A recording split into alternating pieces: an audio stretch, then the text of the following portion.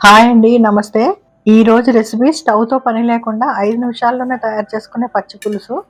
దీన్ని తయారు చేసుకోవడానికి ముందుగా ఒక చెంచా జీలకర్ర కొంచెం కచ్చా పచ్చాగా నలగొట్టుకోవాలి. ఒకవేళ రోలు లేకపోతే మిక్సీలో కూడా వేసుకోవచ్చు. మిక్సీలో పల్స్ మోడ్‌లో తిప్పుకోవాలి. ఇప్పుడు జీలకర్ర కొంచెం కచ్చా పచ్చాగా దంచుకున్నాను. దీన్ని ఇప్పుడు వేరే ప్లేట్‌లోకి తీసుకోవాలి.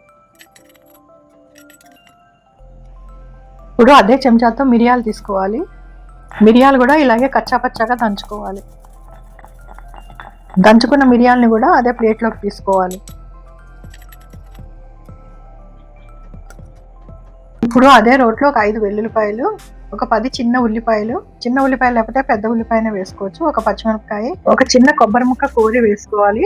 అందులోనే కొద్దిగా కొత్తిమీర, కొద్దిగా కరివేపాకు వేసి ఇదంతా కూడా కొంచెం కచ్చా పచ్చాగా దంచుకోవాలి.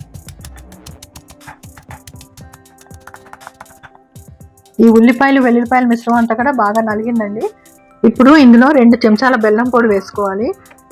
బెల్లం పొడి లేకపోతే మామూలు బెల్లమైనా కోరి వేసుకోవచ్చు. ఇప్పుడు ఈ బెల్లం అంతా కూడా బాగా కలిసేట్టు దంచుకోవాలి. ఇది అసలు దంచడానికి ఎక్కువ టైం పట్టదండి, చాలా ఈజీగా దంచుకోవచ్చు. చూడండి, ఇలా దంచుకుంటే సరిపోతుంది. ఇప్పుడు దీన్ని కూడా ప్లేట్లోకి తీసేసుకోవాలి.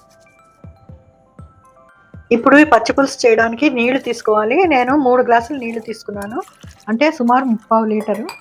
ఇప్పుడు ఈ నీళ్ళల్లోనే మనం దంచుకున్న మిశ్రమాన్ని అంతా కలిపేసుకోవాలి.